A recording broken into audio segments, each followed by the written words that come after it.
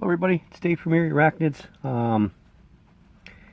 Doing a little feeding video. Since we're stuck in the house, can't do anything, and I need to feed them anyways, I figured let's film. This is the Phormictopuser species green gold carapace. I'm really starting to enjoy the Phormictopuser. Look at that, I can't believe that she's not hammering that. There we go. I knew eventually she would. Let's move her back just a little bit. I do suspect this to be a female, but I'm not 100% positive. This may be a little longer feeding video. We'll see how it goes. There she is. She doesn't have her coloring yet. She's about a 2.25 inch spider. You can see she's not very big. It's been a little while since I'm trying to hold this. Sorry, to get a good view. Here, I'll put it back down there. There's another red runner in there. I wanted to fatten her up a little bit. I would figure late spring molt with this one, based on what we do. We'll start feeding more now that the weather's starting to warm up. So instead of every 3 weeks or so, I'll be feeding every other week or every 7 days, or depending on what species we have. I want to get this one and my Acanthoscurrias into a molt to get them out of these enclosures into their next size up. Yeah, so that's the Phormictopuser species green gold carapace. Okay, so next up is one of the prettiest spiders that I have. Also one of the quickest. This is a Ornithoctina species, a present day Abielles. We'll see if she will come out. This one did not have a common name, so this is the one that I called the Eerie Arachnids Earth Tiger. Or just the Eerie Earth Tiger, actually, not the Eerie Arachnids.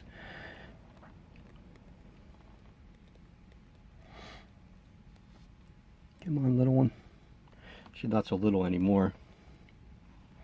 There she comes.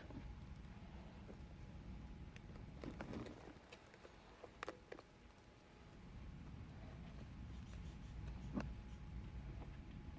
can see how pretty she is. See if she'll come back out.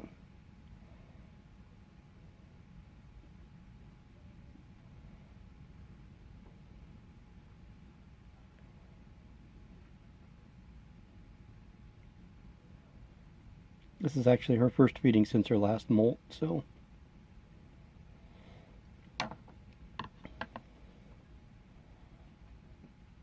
She's a good looking spider, absolutely good looking spider. I always refer to these as the GBBs of Asia, because you can see what she's done.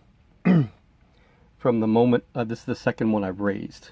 Well, no, actually the other one was actually given to me as a female, so I really can't say that I raised her, but neither one of the two dug at all. So when I rehoused her, I put a little less dirt in there and a lot more stuff for her to anchor around. And we'll try the next time that we rehouse her to give her deeper substrate and see if she will actually dig, or if she'll just continue to do the webbing like this. So we'll give her a lot of upper ground decor and give her a few inches more of substrate for her to dig in, and see how she does. Remember, Eerie Earth Tiger, you heard it here. Okay, so we're striking out all over. We're going to try and feed, this is the third of my Pterinochilus murinus tetes. The other two did not come out. We'll see if this one might. I'm sure it won't, because we're just, I don't know, my spiders are acting weird today. None of them want to eat.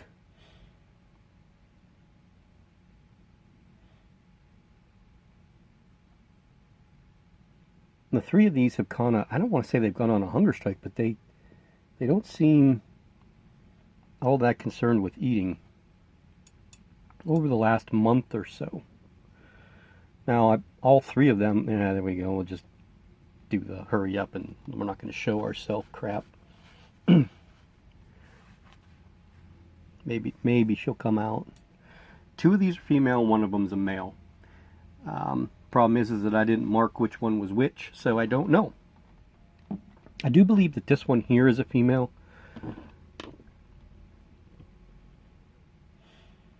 Well, you can see it's funny because this one, if you look at the enclosure itself, any of the decor, of course the water dish flipped upside down, any of the decor is webbed over. No other webbing, no ground webbing, nothing else of the sort. This is the one that's probably webbed up the least amount. But it has, of course, you see burrowed down here. And that actually doesn't go to the back corner. It actually kind of just stays right there. This is all in the back corner where you see my finger. You can't see the spider from the back side, which I was kind of surprised. So I do give these ones water a little bit more often than I do some of the other Pterinochilus. It just seems like these ones have always been just a little bit more sensitive and a little bit more water dependent. I really don't know why. Alright, well, we're not going to see it, so we're going to put it away and move on. Okay, so we're going to try and feed the Grammostola rosea male a superworm and see if it's interested. And we're going to start feeding up the tarantulas here now. Spring is starting to get here.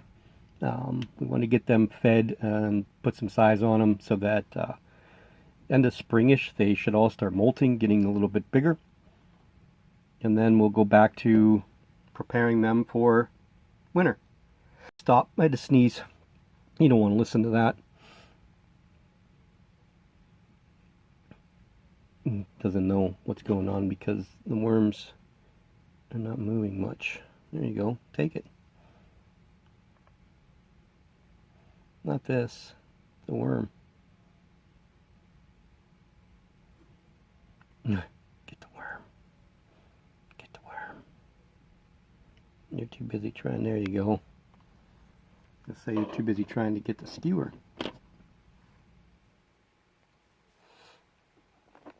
Let's get a closer look, huh? This one will be red.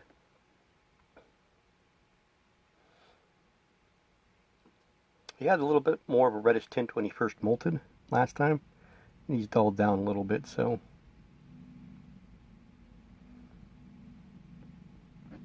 Alright, let's proceed to the next one. The male Acanthoscurria musculosa. We'll see if this one wants to eat.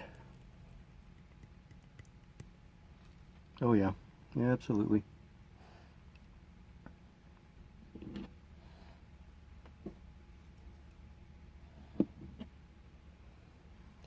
Let's move him back a little.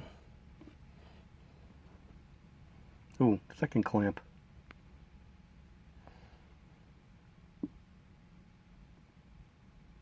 I was kind of bummed when this one molted last time and there was nothing there.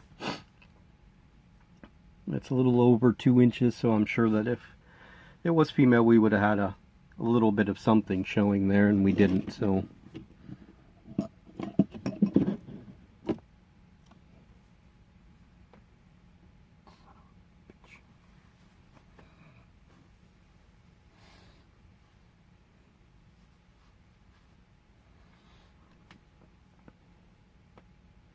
Good looking spider though, even though it's really brown right now.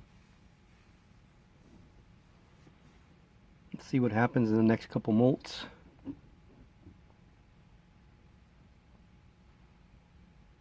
Okay, let's move on. This one is the Lasiodora kalugi. I think this is the Bahia scarlet bird eater, I believe. I'm sure this one will be female because it seems like all the giant spiders that I have all end up female. My Acanthoscurria geniculata, the Grammostola pulchripes, the Theraphos oblongi, the Nandu colorado villosus, the Brachypelma bami, even though they don't get huge. And what's the other one? Well, there was another big, oh, of course my Lasiodora paraibana. All the big South American ones seem to be female for me. So let's see what this one wants to do. Oh yeah.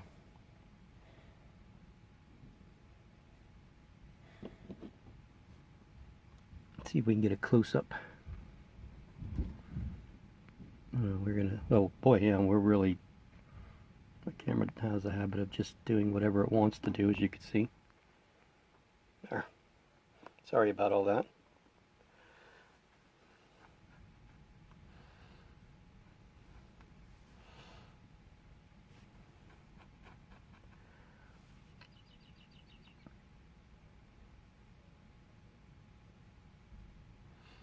You can't go wrong with Lasiodora species. I mean, if you enjoy larger spiders, good eaters, pretty decent growers, it can be a little hair flicky, but I haven't really had a problem with either one of mine. This we have the Difficillus, which is still a small sling. This one here and my Parabana, I don't really have a lot of problems with hair flicking, but I don't mess with them very often. And this is the thing that I need to stress with with many people, is they're like, oh, I got haired, I got flicked. Sometimes, yes, the spiders will just flick when you take the lid off. But a lot of people are doing it because they're messing with them. They're pushing them with a paintbrush. They're trying to get them where they want them to sit so they can see them eat or take pictures. When you force a tarantula to do what it doesn't want to do, it's going to defend itself. And with these new world tarantulas, especially these terrestrials, these big terrestrials, their only real defense is to flick. And that's the first thing they're going to do. You could see most of my spiders, if you look, do not have bald spots. There are a couple now that do. A couple of Brachypelmas that I rehoused the other day, they were not happy about going into a catch cup and being moved. But generally, you know, once they're in their home, you feed them, water them, leave them alone, and they're good to go. Okay, we got a handful, maybe 3 or 4 more, maybe. Let's see what we got.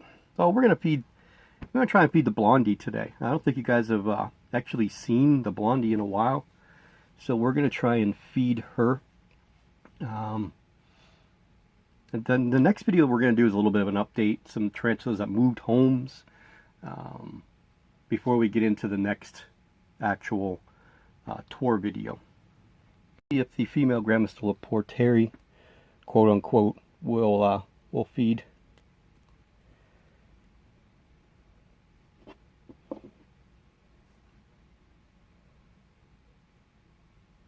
She may not. It's gonna be hit or miss. Oh yeah, you felt it now. The roach is almost all the way back around.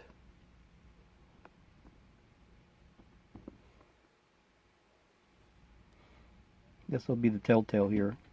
We either gonna hammer it? Yeah, we are. Good girl. Again, like I said, we want to get these terrestrials to pack on a little bit, get them closer to molt. I'd like to get these molted. Most of the ones that you're seeing, I want to get these guys molted in the next 2 months, so that they can go through summer, eat a lot, hopefully molt one more time before winter, and then we go back into our lull period of slowing down our feedings, and the molting slows down dramatically. Alright, let's see. We're going to try and feed the Pterinochilus lugardi. I don't know if it's going to eat. It's buried itself. I believe it's molted, but I don't know. We're going to find out. So this is my favorite spider. This is the Pterinochilus murinus Zimbabwe locale. I just absolutely love the color of these ones. We're going to see if we can't get it to possibly come out and feed. It's got a network that, if you could see, no, you can't tell my tongs, right? It goes straight across. You can see where that comes out. He's got it, she hopefully has an exit over here, and her main exit's right here with her little web hollow. Very, very rarely do I see this tarantula. When I do, it's in the middle of the night when I get up to go to the bathroom or to get a drink or whatever it may be. And I always try to hurry up and take a picture of her. Matter of fact, I leave this real quick. This is this light. I leave that on top of her enclosure so I could just turn it on real quick and try to get a picture. But she's not very camera savvy. She doesn't like to be in front of the camera. She doesn't like to be... Oh, there she's coming out. There she is. Oh, yay. It's a big meal for her.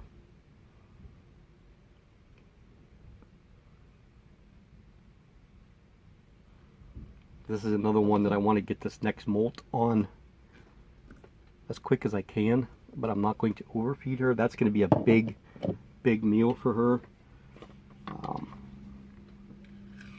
Some water in there for her. when I first saw these ones on arachnoboards, that was the one that I had to absolutely have. This one here, out of all the Pterinochilus murinus. The Kigoma was another one that was absolutely, I needed to have. I have all the ones that I know of. So, unless there's another locale of Pterinochilus now, you know, the Botswana, I'm not really sure if there's one strictly just from Botswana that's different than some of the other ones, but this one's darker, like almost like a charcoal color. I think that's why I like it so much. So I gave it this. It's a little over 1.5 inches long. So like I said, that meal is going to be big for this spider. But I wanted it in something really nice for now. And hopefully, oh, I hope that this is a female in the worst way. I think I have the Kenya is another one. I don't know. It's still small. My two actual OBTs, the murinus, the UMBs, or what they call the OCFs, so the orange color forms, or RCFs. I can't remember which one's which anymore. They're still small, so I don't know about them. Again, two of the tetes are female. The Mozambique is female. It's a matter of the Kenya. This one here, my Lapalala. I want to get females of all the Pterinochilus if I possibly can. So we're gonna bring the blondie out and we're gonna feed her. I know she'll come out and eat. She's been in her new enclosure for about a week now, so I'm sure she's good to go. All right. Okay, so she's right there. We're gonna try and feed some worms. I'm gonna give her a couple if she'll take them. Last time I tried feeding her, she wasn't really all that enthused with it.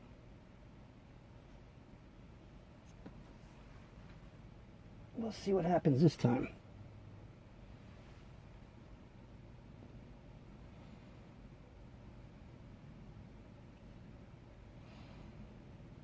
You gotta get it. There you go. Oh, right back into the den. This piece of wood extends all the way to the back. I dug out the whole entire sides underneath, so it's a big shallow dip, and reinforced the sides here, built it up with the substrate. So I don't know that she'll take another one, but we can try. Just because she went so far back.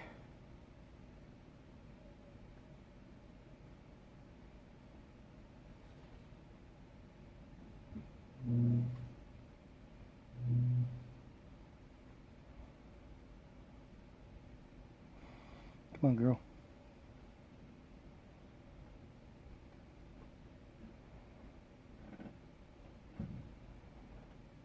No, you don't want a second one? What if I just leave it there?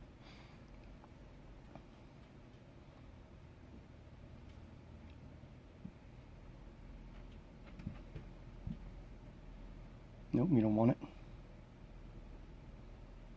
Yeah, you do. Yeah, you do.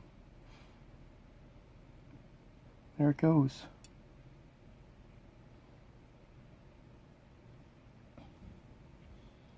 Okay, well, that's her. And since we have the Grammostola pulchripes out, we might as well try and feed her, and then we'll end things. Okay, so here she is. We moved her into this enclosure. And we used a larger enclosure for my large female Brachypelma homori. I took her out of the 5-gallon glass aquarium, trying to conserve space and get everything situated. There we go. Yeah, that's a way to end it, huh? She was hungry. Beautiful, beautiful spider. One of my favorites that I own. I've had her for a long time. A little small sling. I think I got her about 3/4 of an inch, I believe. I think I've had her for a little over 3.5 years, maybe 4. I'd have to check my records, but yeah, she's something. And she's dull right now. She's not even really vibrant. When when she molts, oh my goodness, that yellow, and she gets real dark black, really pops. So let's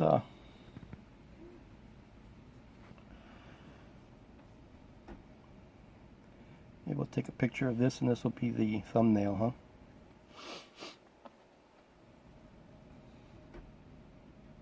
Grandma polka piece, one of my favorites. So, any of you guys that belong to the tarantula community, go to the tarantula community, find the post from Amy. There is now merchandise. There's t-shirts, there's hoodies, there's totes, there's stickers, there's socks.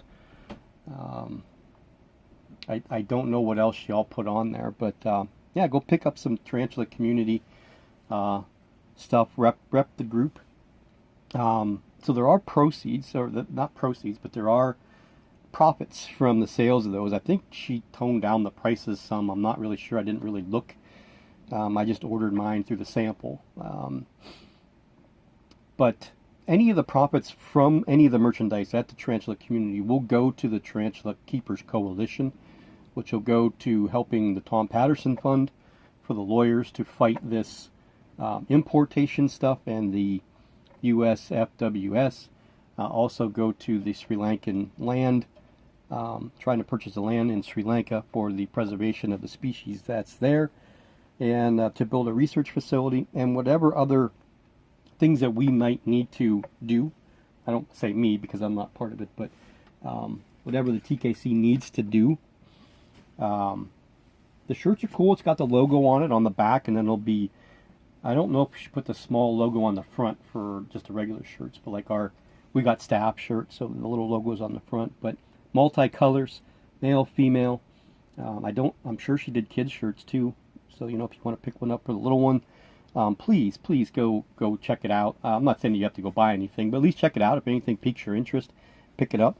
And I'm working on eerie arachnid stuff through Teespring as well. Had it all set up yesterday, and it tried to load. I got everything loaded, everything was set to go, and then there was some kind of an issue. It would not let me save anything, so I got to redo it all. So we're going to do women's t-shirts, kids t-shirts, male t-shirts, hoodies, stickers, and I could do the socks. I don't know if anybody will buy them. They're pretty cool. And totes, canvas tote. That'll be the stuff for the channel here. But yeah, so there's some things I'd like to do. I'd like to do another species spotlight. My best video, believe it or not, was shot over 2 years ago. It was at that point, of course, a Brachypelma albopilosum, but now, since the genus has changed, it's the Lidocaudal albopilosum.